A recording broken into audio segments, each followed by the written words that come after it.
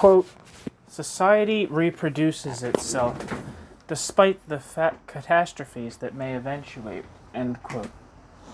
Critical Theory, Negative Totality, and Permanent Catastrophe by Chris O'Kane.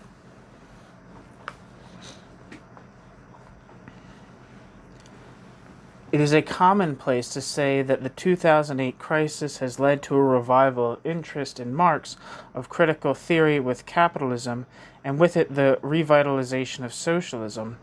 Prominent Marxists and critical theorists such as Leo Panitch, Jason E. Moore, Wolfgang Streeck, and Nancy Fraser have argued that the period from 2008 to the present is a crisis of neoliberalism, or a crisis of neoliberal hegemony, or a general systematic crisis affecting all of the domains of capitalist society.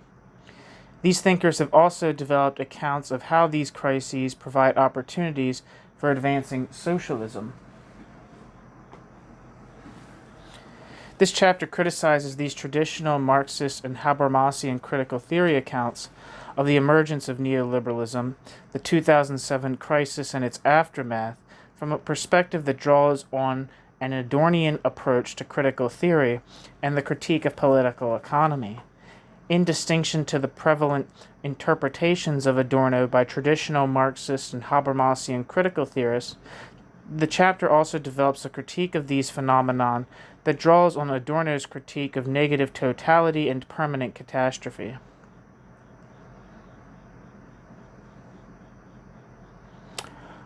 Part 1 provides a critical overview of contemporary traditional Marxist and Habermasian critical theory approaches to the emergence of neoliberalism, the 2007 crisis and its aftermath, focusing on Nancy Fraser's synthetic, quote, crisis critique of capitalism, end quote. Here I show that Fraser's, quote, crisis critique of capitalism, end quote, as a, quote, institutionalized social order, end quote, conceives of the accumulation regimes of, quote, state-managed capitalism, end quote, financialized capitalism, end quote, and their crises as symptomatic of the progressive development of capitalism as a contradictory mode of distribution. According to Fraser, these crises can be resolved by progressive struggles that seek to remedy maldistribution on the road to building a democratic socialist type of distribution. Since Fraser's theory exemplifies the presuppositions of traditional Marxist and Habermasian critical theory, the rest of the chapter turns to developing an Adornian critique of, quote, Keynesian, end quote, neoliberalism, end quote, and its aftermath.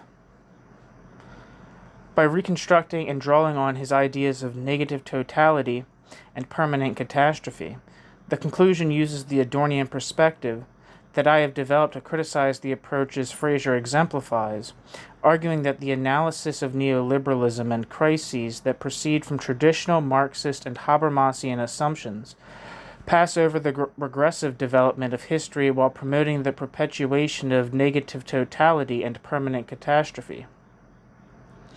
I conclude by considering Adorno's, quote, pessimism, end quote, in an emancipatory light. Section 1. Time and space prevent a thorough recapitulation of the reception of Marx from 2007 to the present and of the crisis theories associated with this Marx reception. This is also true of critical theories of capitalism and crisis that were developing following the crisis. Nonetheless, I will contend that the early reception of Marx and critical theory around 2008 Occupy, the UK student movement, and the movement of the squares drew on secular crisis theories to promote spontaneous revolutionary uprisings in reaction to then unfolding social and economic dimensions of the crisis. Following the ebb of this cycle of struggles and the displacement of bank bailouts into austerity, following the ebb of this cycle of struggles and the displacement of bank bailouts into austerity, this reception of Marx and critical theory was superseded by a traditional interpretation of Marx and the development of a number of social democratic and Habermasian theories of crisis that are premised on traditional theoretical presuppositions.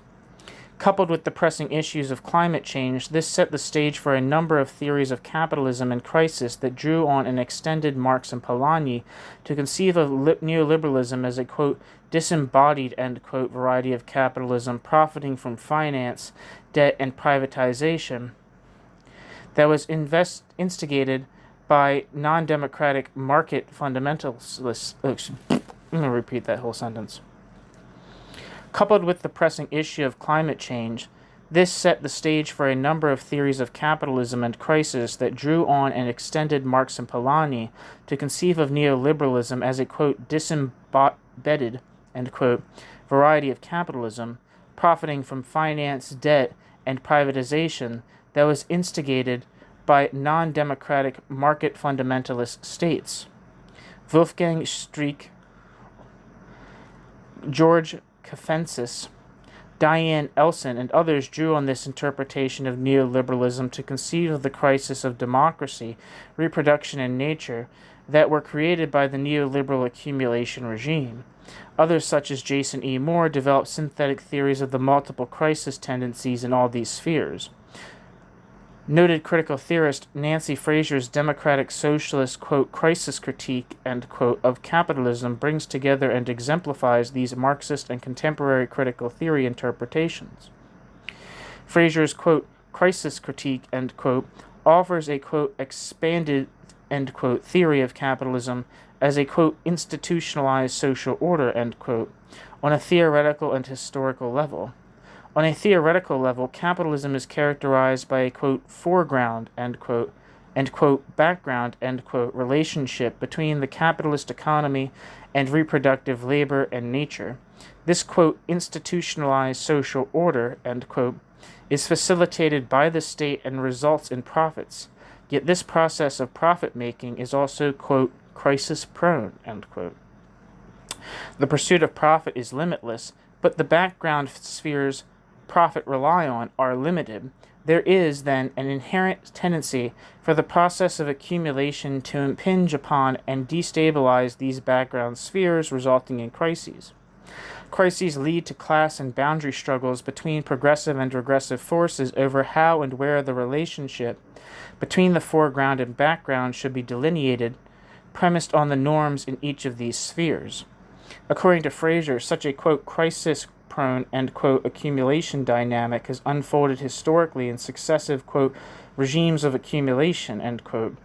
Fraser defines a, quote, regime of accumulation, end quote, as, quote, a relatively stable institutionalized matrix in which the accumulation dynamic is shaped and channeled by a specific organization of the accumulation dynamic's background conditions, end quote. Since, as we have seen, accumulation is premised on a, quote, contradictory, end quote, and, quote, crisis-prone, end quote, relationship between capitalism's, quote, foreground, end quote, and, quote, background, end quote, spheres, this means that each, quote, accumulation regime, end quote, consists in historically unique contradictory relationships between the, quote, foreground, end quote, and, quote, background, end quote, spheres. The historically unique contradictory, quote, foreground, end quote, and, quote, background, end quote, relationships in these accumulation regimes have in turn resulted in particular crises in each sphere, which have culminated in, quote, systematic crises, end quote, of each, quote, accumulation regime, end quote. These systematic crises have led to progressive and regressive class and boundary struggles, which have resulted in the creation of new regimes of accumulation. Fraser defines the, quote, accumulation regime, end quote, that arose following the Second World War as, quote, state-managed capitalism, end quote. In this, quote, accumulation regime, end quote, the states of the global north managed their economies, reproductive spheres, and regulated nature, resulting in stability, affluence, and legitimacy. Starting in the late 1960s, the contradictory relationship between the foreground and the background that typified, quote, state-managed capitalism, end quote, culminated in economic, political, reproductive, and ecological crises. This led to the systematic crisis of, quote, state-managed capitalism, end quote, and a period of struggles typified by the new social movements and the new right that resulted in the new, quote, accumulation regime, end quote, of, quote, financialized capitalism, end quote. quote, financialized capitalism, end quote, profited from globalization, financialization, and debt. This, quote, accumulation regime, end quote, was created by undemocratic transnational forms of governance. Quote, financialized capitalism, end quote, was premised on the two-family wage, household debt, and the financialization of nature. This contradictory relationship between the, quote, foreground, end quote, and the, quote, background, end quote, which typifies, quote, financialized capitalism, end quote, resulted in economic crises of legitimacy in the political sphere, a crisis of care in the reproductive sphere, and the ecological crisis. Taken together, all these separate crises have culminated in the, quote, general crisis of financialized capitalism, end quote. According to Fraser, quote, the general crisis of financialized capitalism, end quote, led to the rise of regressive neoliberalism exemplified by Trump. Fraser further holds that, quote, regressive neoliberalism, end quote, should be contested by a progressive alliance of productive and reproductive workers who pressure the state on the basis of sphere-specific norms and the balance of class forces to enact more democratic types of governance and equitable distribution, overcoming these crises on the road towards building a, quote, expanded, end quote, conception of socialism. My contention is that the Marxist and Habermasian theories of capitalism, crisis, and socialism that Fraser draws on and exemplify rely on traditional interpretations of Marx and critical theory. This is because, as I have indicated, these theories of capitalism, crisis, and socialism essentially amount to a critique of capitalism as a mode of distribution from an expanded standpoint of labor. Productive and reproductive labor creates all the wealth. Crises are caused by the progressive historical development of the contradiction between production and distribution. While productivity has continued to develop, the capitalist maldistribution of the proceeds of labor has taken place in different historical configurations that have led to crises. The current systematic crisis of, quote, financialized capitalism, end quote, or neoliberalism is a conjunctural expression of these contradictions. Yet this general crisis also provides an opening and should be resolved in a progressive manner by struggles that are intended to tip the balances of forces so that the state is compelled to issue fairer distributive policies on the road to building a democratic socialist type of distribution. While such a democratic socialist type of distribution would undoubtedly be more equal than ours, such a notion of capitalism, crisis, and socialism imply the perpetuation of capitalist society on the basis of these traditional theoretical ideas. Section 2. These Marxist and Habermasian theories raise the question whether an approach to critical theory in Marx that follows Adorno could critique, quote, Keynesianism, end quote, neoliberalism, end quote, and its aftermath on the basis of a critical theory of capitalist crisis that doesn't rest on traditional theoretical presuppositions that unwittingly promote the perpetuation of capitalist society. Surprisingly, apart from the work of Fabian Arzuaga, Charles Prusik, Karl Kassegard, and Christos Mamos, such an option has either been discounted or dismissed by the Marx revival in contemporary critical theory. This is no doubt due to one of the shibboleths prevalent in the Anglophone literature on Adorno. That dialectic of enlightenment marked the point where Adorno discarded the Marxian foundation of his critical theory of society for a transhistorical theory of instrumental reason, in which a totally administered state capitalist society had overcome capitalism's crisis tendencies, leading to a pessimistic one-dimensional social theory with no emancipatory basis. This line of interpretation certainly leads Anita Chari and Amy Kim in their works on critical theory, capitalism, and crisis to the conclusion that at the very least, Adorno would have little to say about the 2008 economic crisis, or to the stronger claim that his account of Keynesian stability and integration is anachronistic to neoliberalism. There is some evidence to support this interpretation of Adorno's late critical theory. Comments in The Dialectic of Enlightenment, coupled with the noted absence of Marxian crisis theory, can be seen as drawing on Pollock's analysis. Moreover, as Adorno's work on the culture industry and administration attests, his critical theory of mid-20th century capitalist society certainly consisted in criticizing the state management of the economy, culture, and the integration of classes into mass society. Finally, Adorno's equivocal comments about, quote, proto-comical, end quote, immiseration, Marx's theory of final crisis, and the, quote, direction of economic processes passing into the hands of political power, end quote, in, quote, late capitalism or industrial society, end quote, can be read as abandoning Marx's theory of crisis and following Pollock's analysis of state capitalism nearly 30 years later.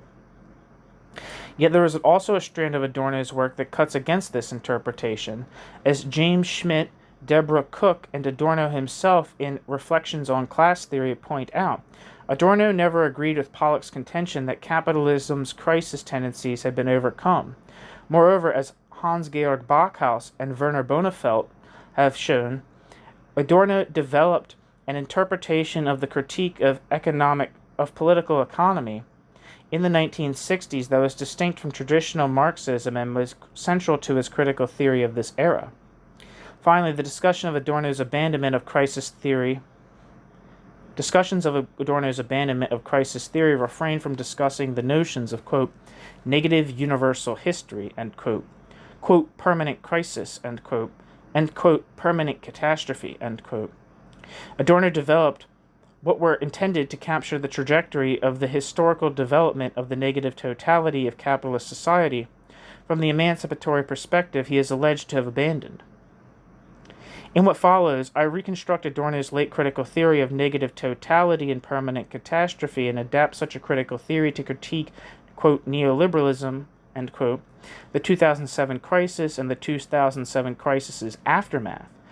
I begin by focusing on how Adorno's critical theory is premised on an interpretation of the critique of political economy that is distinct from classical Marxism and Lukács. I then draw on Adorno's interpretation of the critique of political economy to reconstruct Adorno's critical theory of negative totality and permanent catastrophe. This leads me to show how Adorno's critical theory of negative totality and permanent catastrophe are at the heart of his critique of late capitalism. Finally, I draw on Adorno's critical theory of negative totality and permanent catastrophe to critique, quote, neoliberalism, end quote, the 2007 crisis, and our present moment. Section 3. Classical Marxism following Engels believed that a dialectical process of progressive development linked society and nature. Once again following Engels, classical Marxism placed the origins of class society in the creation of private property, the ensuing production of surplus by the propertyless, and the appropriation of surplus by the property owners. Classical Marxism further held that history was characterized by the contradictory development of the forces and relations of production, which progressed through successive historical stages.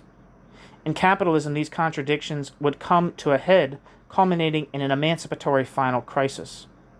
The development of the productive forces would create the collective worker, yet immiserate proletarians who would band together, rise up, and seize the means of production, instituting the dictatorship of the proletariat and replacing the capitalist mode of exploitive distribution with the socialist mode of distribution. The final crisis predicted by classical Marxism did not come about. Instead, classical Marxism itself fell into crisis after the splintering of the Second International and workers' support for their nations in the First World War. Lukács' theory of reification, which synthesized classical Marxism with the Hegelian conception of consciousness and totality, was intended to overcome this crisis of class consciousness. According to Lukács, the proletariat created the social totality. But the proletariat was separated from the totality they created due to the capitalist mode of appropriation. This process of appropriation was veiled by the anarchy of the market. However, the privileged epistemological standpoint of the proletariat would allow them to pierce this reified veil. On this basis, the proletariat would grasp themselves as the subject and object of history and the creators of totality. This would lead to the revolutionary seizure of totality and the supplanting of the capitalist mode of distribution with the socialist mode of distribution. Adorno's interpretation of Marx was premised on a critique of classical Marxism and Lukács. In contrast to classical Marxism, Adorno held that the antagonistic organization of society had emerged for historically contingent reasons and was premised on the domination of external and internal nature. Rather than escaping from natural history, humanity had become imprisoned in second nature. The development of the productive forces and the persistence of class antagonism through the different stages of history were not necessary for the emergence of socialism, nor was the final crisis of capitalism necessary or inevitable. The historical development of society was tantamount to a natural history of social domination. Society's further development consisted in regression rather than progress. Moreover, in contrast to Lukács, Adorno held that capitalist society is a negative totality. Society is object and subject rather than the proletariat. Hence, dialectics does not disclose the emancipatory standpoint of labor. Rather, negative dialectics discloses how object and subject reinforce each other due to the antagonistic organization of capitalist society, resulting in the perpetuation of capitalist society. Consequently, in contrast to classical Marxism and Lukács, Adorno's critical theory deciphered natural history as a negative universal history, culminating in the negative totality of capitalist society with the aim of breaking the identification of subject and object, and awakening a global subject that would spontaneously negate negative totality. It is from this vantage point that we can reconstruct Adorno's interpretation of the critique of political economy, crisis theory, capitalism as a negative totality, and history as permanent catastrophe. Section 4. This is because the constitution and reproduction of capitalist society as a negative totality is articulated on the basis of Adorno's interpretation of the critique of political economy. Society is, quote, subjective because it refers back to the human beings who create it, end quote. Quote, society is objective because, on account of its underlying structure, it cannot perceive its own subjectivity because it does not possess a total subject, and through its organization it thwarts the installation of such a subject, end quote.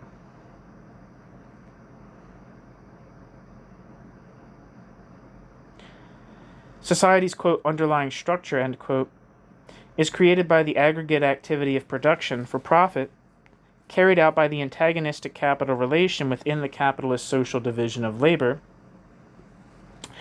who collectively create the emergent phenomenon of the exchange abstraction.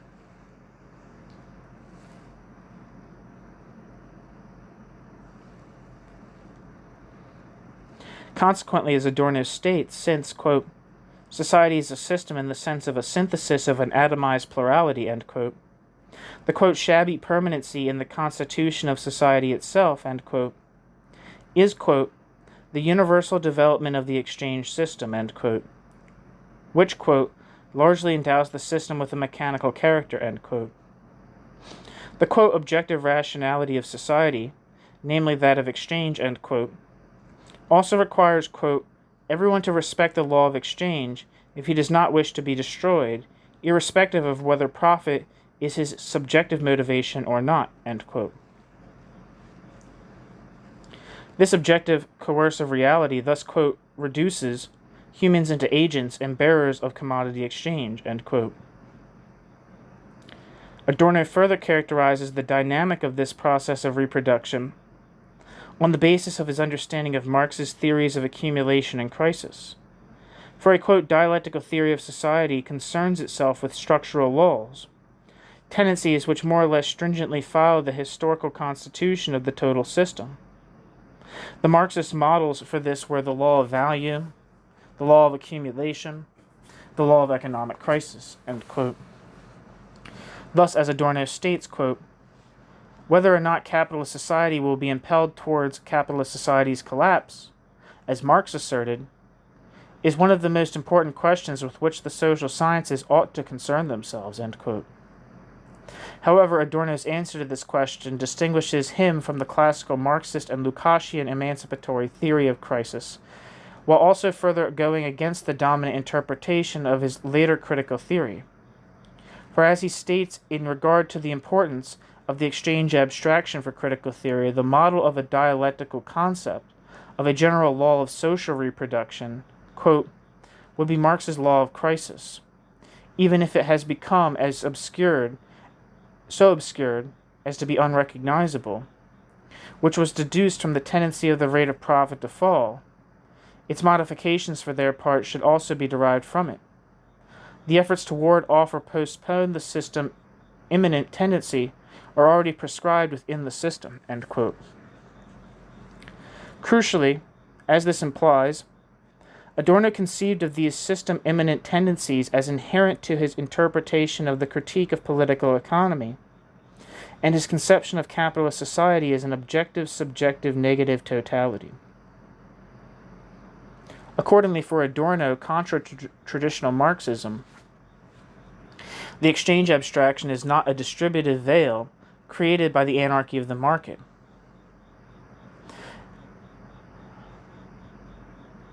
Nor is capitalism a mode of maldistribution.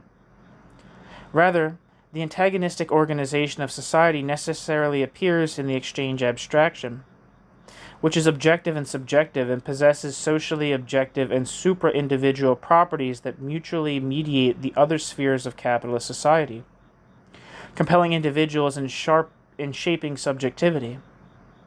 Following Adorno, such a negative totality is, quote, understood. Following Adorno, such a negative. Following Adorno, such a negative totality is, quote, understood a sort of linking structure. See, I think there's a typo here. That's why I'm fucking up. It's not my fault. It's Chris O'Kane's fault.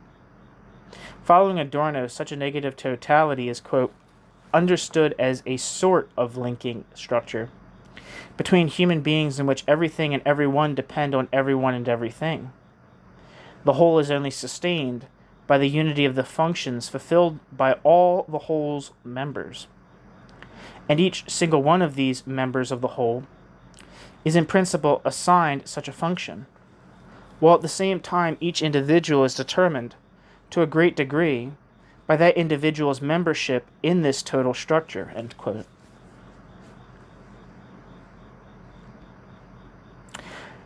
Consequently, there is a, quote, negative unity of society in unfreedom, end quote. The economy, state, law, administration, and the family are moments in capitalist society that mutually mediate exchange, and individuals are compelled and socialized by exchange, so that, quote,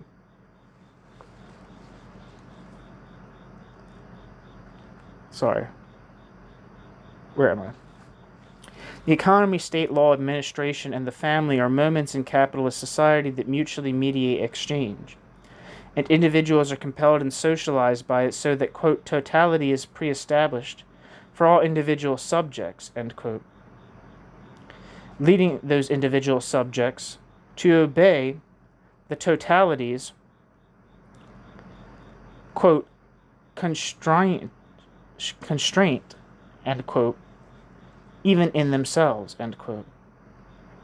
In this purview, since capitalist society, quote, is just as much founded, end quote, in the subject as, quote, capitalist society comprehends and constitutes the subjects, end quote, the reduction of individuals to, quote, character masks, end quote, following the imperative of, quote, self-preservation, end quote, is reflected in the formation of a, quote, maimed, end quote, subjectivity. Hence, quote, the society based on domination has not simply robbed itself and human beings, society's compulsory members, of dignity, but rather, the society based on domination has never permitted human beings to become emancipated beings, end quote. Instead, the overwhelming majority of individuals not only, quote, tolerate relations of domination, end quote, but, quote, identify themselves with those relations of domination and are motivated towards irrational attitudes by those relations of domination, end quote. Consequently, their, quote, real impotence, end quote, and reliance on the system is, quote, consciously realized in an authoritarian mental attitude, end quote.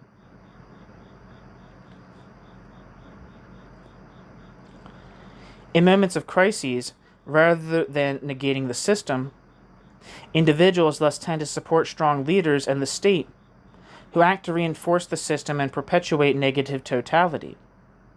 Yet such an interpretation of capitalism did not lead Adorno to abandon an emancipatory theory. Rather, Adorno's interpretation of capitalism informed his negative dialectical alternative to crisis theory, which Adorno termed, quote, negative universal history, end quote, quote, permanent crisis, end quote, or, quote, permanent catastrophe, end quote. As we have seen for Adorno contra traditional Marxism, historical development was not progressive but regressive. Rather than leading to an emancipatory final crisis, the development of the productive forces had led to domination, integration, authoritarian subjectivity, and the perpetuation of capitalist society. On this basis, Adorno held that, quote, the crucial contribution to a theory of history is to be found in the idea that mankind preserves mankind's self, not despite all the irrationalities and conflicts, but by virtue of all the irrationalities and conflicts, end quote. Consequently, quote, universal history should be construed and denied, end quote, as that of a permanent crisis, or the catastrophic, quote, teleology, end quote, of, quote, suffering, end quote, due to the perpetuation of the antagonism and domination that has culminated in the negative totality of capitalist society. However, in contrast to what prominent Adorno scholars contend, the construal of such a negative universal history was not intended to affirm pessimism, nor to discard an emancipatory basis, but to espouse an emancipatory basis. By construing the development of capitalism as that of a permanent crisis and catastrophe, Adorno intended to demonstrate that it is not maldistribution or moments of crisis that typify the suffering capitalism incurs, but capitalism's very organization.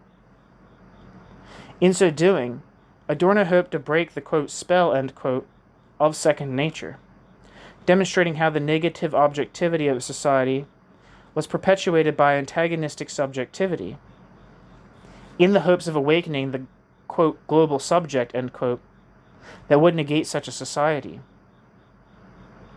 As this demonstrates, rather than abandoning the critique of political economy, Adorno's conception of negative totality and permanent catastrophe are grounded on his interpretation of Marx.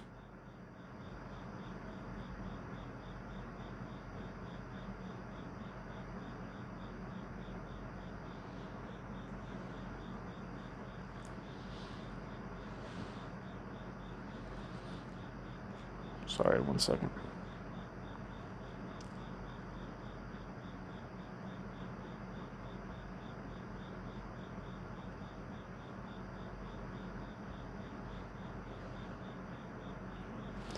Section 5. Adorno's critical theory of negative totality and permanent catastrophe in turn informs Adorno's critical theory of historical development, which can be seen in Adorno's critique of late capitalism.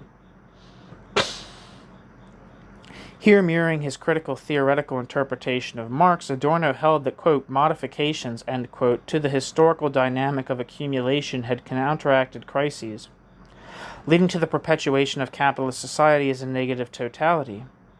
Yet such an analysis of late capitalism does not lead Adorno to abandon emancipation, but informs Adorno's emancipatory critique of the perpetuation of capitalism as that of permanent catastrophe. Adorno's critique of late capitalism thus held that the transformations in mid-20th century industrial society, amounting to Fordist mass production and the, quote, Keynesian, end quote, state management of the economy, derive from and modify the process of accumulation and reproduction, leading to stability and integration, counteracting immiseration and crises. For as Adorno goes on to state, quote, the resources that capitalism had discovered to postpone economic collapse, end quote, were numerous and primarily consisted of what Adorno terms, quote, industrial society, end quote.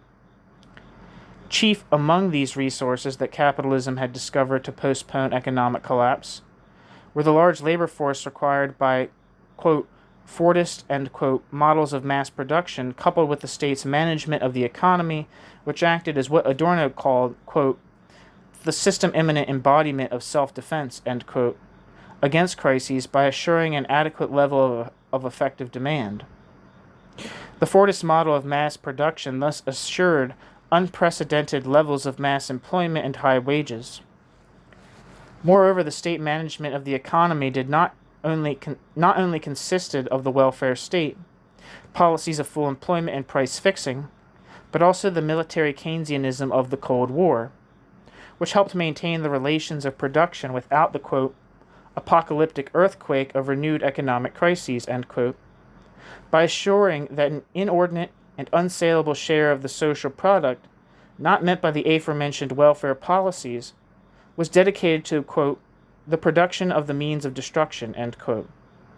Finally, Adorno states that exploitative international relations between the industrial nations and developing countries were a displaced political realization of class struggle.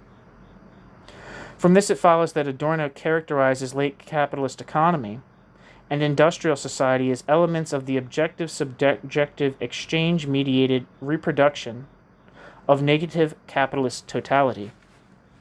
For the, quote, all-penetrating ether of society, end quote, consist in, quote, the exchange relationships, the objective abstractions, which belong to the social life process, end quote, of accumulation. Hence, quote, the economic process continues to perpetuate domination over human beings, end quote, because, quote, production goes on today just as production did before, for the sake of profits, end quote. Consequently, on the objective level, quote, society has developed itself into a negative totality due to the fact that modes of procedure, which resemble the industrial modes of procedure, are extending by economic necessity into the realms of material production, into administration, the distribution sphere, and that which we call culture, end quote.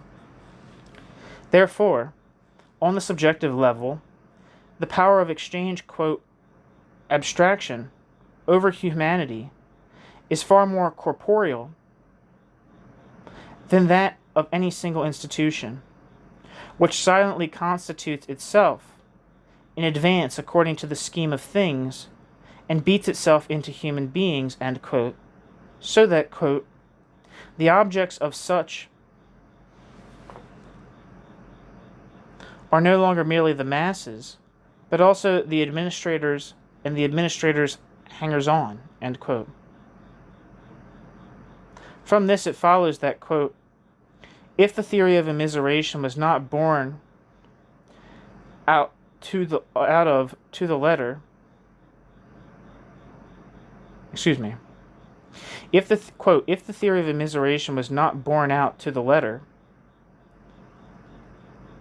then the theory of immiseration certainly has, in the no less frightening sense, that on freedom, one's dependence on the consciousness of those who serve an uncontrollable apparatus is spreading universally over humanity, like in mythology. It confronts them as a fate, Schicksal, end quote.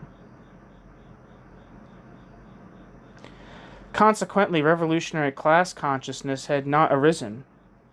Instead, in adapting, quote, themselves to the constitution of the machines which they serve, end quote, individuals have been, quote, compelled to assume the roles of the social mechanism and to model those individual selves on such, without reservation, on the level of those individuals' most intimate impulses, end quote. Consequently, individuals, quote, are as little as ever autonomous masters of their lives, end quote.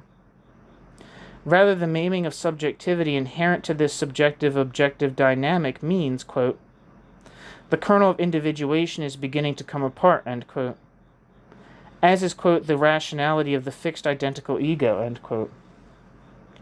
Hence, rather than developing class consciousness, late capitalism has resulted in the formation of the, quote, authoritarian mental attitude, end quote, and the possibility of authoritarianism arising from within democratic societies above, in which, quote, subjective regression favors once again the regression of the system, end quote. As a result, Adorno's critical theory of late capitalism does not promote the further development of the productive forces, nor of increased distribution on the road towards socialism. Rather, since everything is, quote, equally close to this midpoint, end quote, in the negative totality of capitalist society, and history is developed in a regressive manner, this will promote the further domination and misery, the perpetuation of integration, and the reproduction of negative totality as a permanent catastrophe. Instead, Adorno points towards reducing social objectivity to the antagonistic relations that perpetuate it. In order to break, quote, the spell, end quote, of integration and awaken a, quote, global subject, end quote, that will negate negative totality. Rather than a pessimistic one-dimensional theory of instrumental reason, Adorno's late critical theory thus consists in an emancipatory critique of capitalism as permanent catastrophe that draws on Adorno's interpretation of the critique of political economy. On this basis, Adorno's critique of late capitalism does not consist in a one-dimensional trans-historical theory of instrumental reason with no emancipatory basis, but an emancipatory critique of the perpetuation of the negative totality of capitalist society as permanent catastrophe. This raises the possibility that, contra the prevalent interpretation of Adorno, Adorno's thought could critique, quote, neoliberalism, end quote. However, for this to be the case, it would still need to be shown that Adorno's theory is compatible with the transformations that purportedly separate, quote, Keynesianism, end quote, neoliberalism, end quote, as distinct accumulation regimes, which serve as the premise for relegating Adorno's critical theory to the former.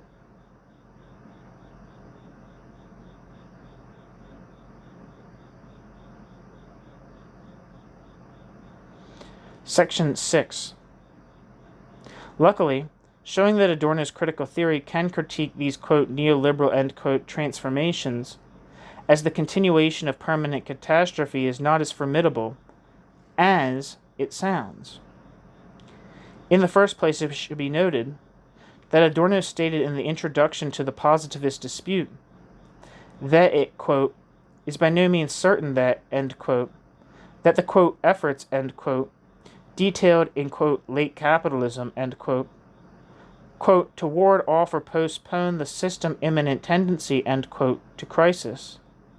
Efforts which are, quote, already prescribed within the system, end quote, are, quote, possible indefinitely, end quote, for, quote, such efforts, end quote, also, quote, enact the law of crisis against their own will, end quote. At this point in 1968, Adorno even went so far as to suggest that, quote, writing on the wall suggests a slow inflationary collapse, end quote. In the second place, Adorno gestured towards a dialectic development of, quote, disintegration through growing integration, end quote. Adorno also tied these incipient objective and subjective socioeconomic developments to the growing support for right-wing parties. Here Adorno argued that fears of inflation, automation, and unemployment were leading to an impending sense of superfluity in people with petite bourgeois structures of subjectivity. Yet in a regressive inversion of, quote, Marx's theory of collapse, end quote, Adorno argued that such a sense of impending, quote, social catastrophe, end quote, doom, end quote, led to the embrace of right-wing parties who reinforced the system, the scapegoating of socialism and anti-Semitism, and resentment against those who do not conform. Taking these comments together with my reconstruction of Adorno's critical theory, I will thus sketch an Adornian critique of neoliberalism, not as a distinct accumulation regime, but as the perpetuation of negative totality, and the continuation of permanent catastrophe resulting from the, quote, modifications, end quote, that, quote, derived, end quote, from, end quote, counteracted, end quote, the crisis-prone historical dynamic of capital accumulation.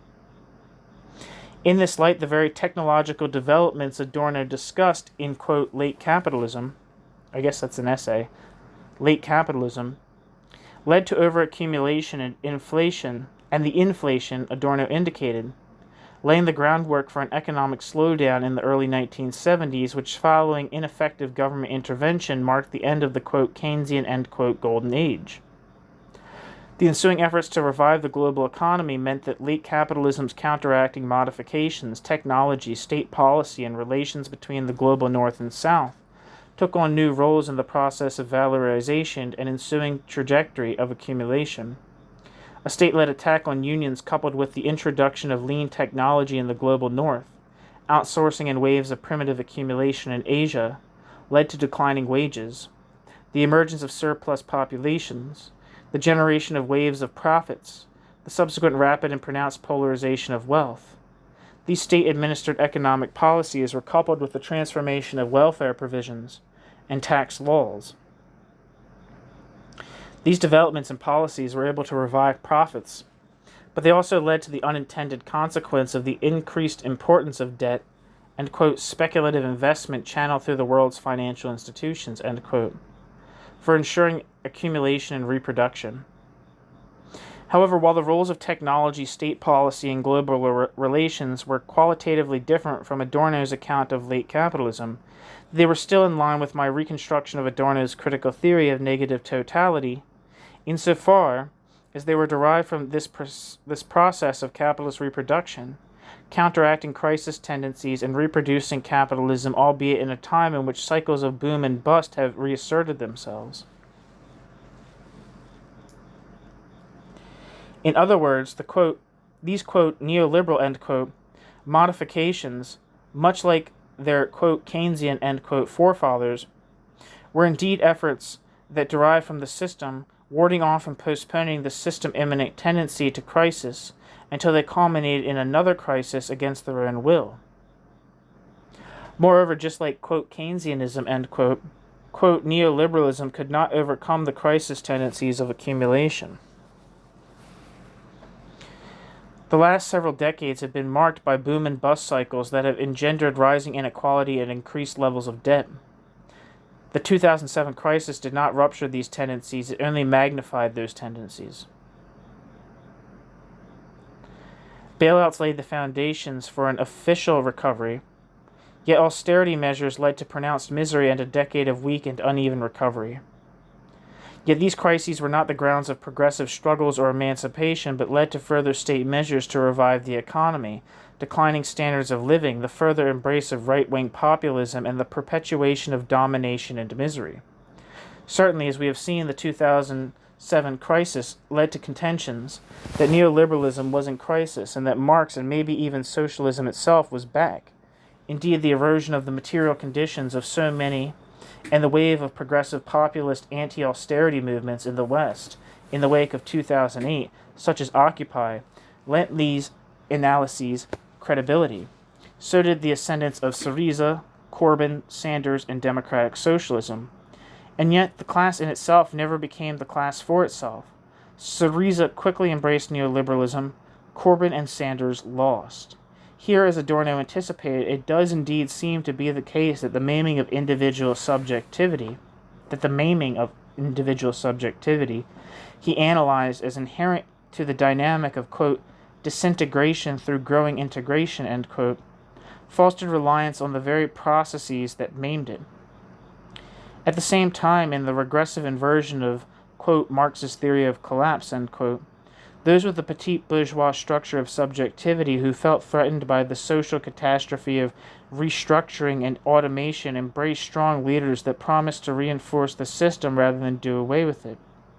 Hence the flowering and electoral success of right-wing populist movements that advocated reinforcing the former in its, quote, neoliberal, end quote, form, while holding socialism and marginalized scapegoats to account for its miseries. Profits were thus restored by the persistence of, quote, neoliberal policies, end quote. that exacerbated inequality and misery and scapegoating migrants rather than through radical democratic processes of reform. As a consequence, an Adornian critique of negative totality and permanent catastrophe does not understand, quote, Keynesianism and, quote, neoliberalism, end quote, to be antithetical, nor even distinct types of capitalism. Instead, both are understood to be ways in which negative totality counteracted capitalism's crisis-ridden dynamic of accumulation and reproduction. Keynesianism may have achieved a higher standard of living for some, but Keynesianism does not represent a golden age to which we ought to aspire, nor was neoliberalism an elite-driven market fundamentalist policy of deregulation. Rather, quote, Keynesianism, end quote, represented one failed attempt to overcome capitalism's crisis-ridden dynamic, quote, neoliberalism, end quote, another failed attempt to overcome capitalism's crisis-ridden dynamic. In both cases, domination, antagonism, and misery persisted. Hence, rather than forming distinct accumulation regimes that reflect different balances of class forces, quote, Keynesianism, end quote, consisted in the integration and depoliticization of the workers' movement. Quote, neoliberalism, end quote, consisted in continued integration in the context of a disintegration in living standards, leading to left and right efforts to remedy disintegration via integration. Thus, rather than their crises marking opportunities for progressive struggles, Keynesianism, neoliberalism, and their crisis exemplify the permanence of catastrophe. Conclusion. The 2008 crisis may have led to a revival of Marxism, critical theories of capitalism, and the left. Yet despite the proliferation of crisis theories premised on the former and the latter, right-wing authoritarian populism has succeeded where the socialist alternative has failed. This chapter has offered a critique of these crisis theories as premised on traditional Marxist and traditional theoretical conceptions of capitalism, crises, and historical development. This chapter has also provided a reconstruction and development of an Adornian critical theory of negative totality and permanent catastrophe. Part 1 focused on the theoretical and historical components of Nancy Fraser's synthetic, quote, crisis critique, end quote, of capitalism as a, quote, institutionalized social order, end quote. Here it was shown that on a theoretical level, Fraser draws on an array of traditional Marxist and Habermasian critical theorists to provide an expanded conception of the crisis-prone dynamic of accumulation and emancipatory struggles. It was also demonstrated how Fraser drew on this theoretical framework to conceive of the contradictory but progressive historical development of accumulation regimes and systematic crises, with, quote, state-managed capitalism, end quote, being supplanted by, quote, financialized capitalism, end quote, leading the general crisis of our contemporary moment as an opening to advance the struggle for an expanded idea of democratic socialism. The second half of the paper turned to the developing an Adornian conception of the negative totality of capitalist society and of its historical development as one of permanent catastrophe.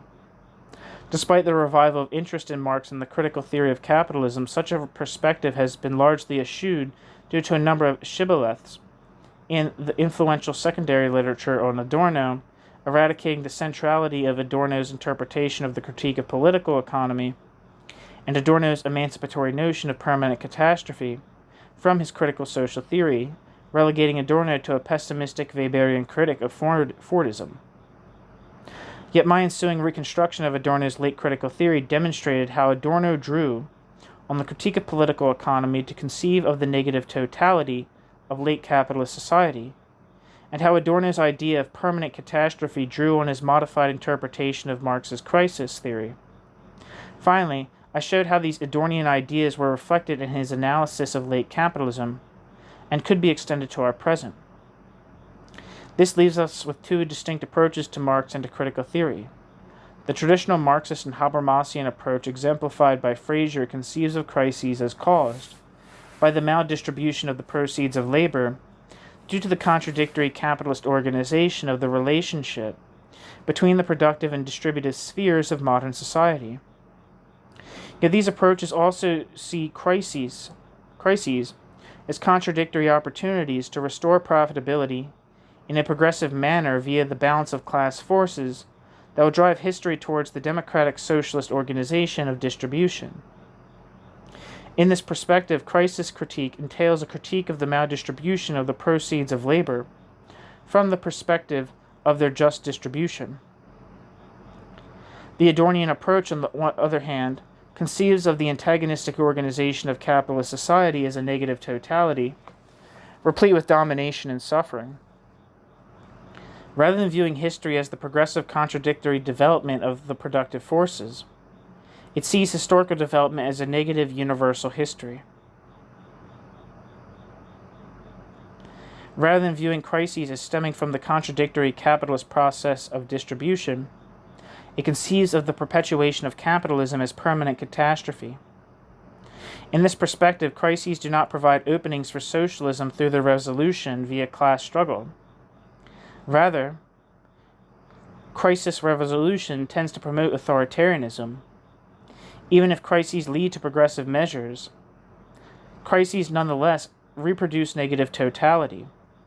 Consequently, the class struggle should not be advanced towards the socialist configuration of modern society, for this would merely prolong capitalism. Instead, negative critique seeks to break the spell of progress by construing and denying universal history and weakening and awakening a global subject that will abolish negative totality. Only this will lead to the escape from nature and the beginning of progress. From this perspective, the current crisis being bandied about as a crisis of capitalism, a crisis of neoliberalism, or a crisis of neoliberal legitimacy is a contest over the way in which the state should manage the world economy. Democratic socialism and right-wing authoritarianism are simply different ways to manage the crisis-ridden process of accumulation and reproduction. Democratic socialism is certainly more desirable than right-wing authoritarianism. But even against all odds, if democratic socialism somehow manages to achieve electoral success worldwide, democratic socialism will achieve electoral success worldwide by co-opting a progressive social movement. If it likewise, against further odds, is able to drive a government agenda and implement successful redistributive and regulatory policies, this will also broaden the scope of the state and diminish people's autonomy and solidarity. What is more, it will not abolish exploitation, antagonism, or domination. Nor will democratic socialism be effective. Even if the current crisis were to be resolved, another crisis will arise. More importantly, the permanent catastrophe will continue. Such a picture of society and historical development will no doubt seem pessimistic to those who follow the new interpretations of Marx and critical theory and advocate for democratic socialism. Pessimism is indeed the classical charge against Adorno's critical theory, yet an important distinction has to be made between pessimism and negativity. For the critical theory of society would not be critical of society if it simply held this is the way things are and will continue to be. That would simply be a fatalistic theory of human nature, which would certainly lead to pessimism. But fatalism and pessimism are different than a theory that accentuates the negativity of our capitalist society. In fact, they are the opposite. Negative critique aims to liberate us from a society in which we are fated to work, to suffer, to be miserable, to revile, instrumentalize, and act antagonistically towards others, nature and ourselves, in order to merely survive. Negative critique does so by showing how the social relations and institutions that make up our present society manifest themselves in this manner. In so doing, negative critique points to the necessity of the emancipatory abolition of these social relations and institutions in order to end the fate that befalls us in this social reality of permanent catastrophe, and holds that this process can happen at any time. For a society premised on freedom and human flourishing will not come about by democratically redistributing the proceeds of toil and misery of our unfree society. That is a pessimistic vision of socialism and liberation, and it points to the validity of critical theory in a time when, quote, humanity must and will, certainly will, continue to be oppressed until the question of material needs has been resolved, end quote. This quote will be decided solely by the avoidance of a calamity through the rational organization of society as a whole in a manner befitting humanity. End quote.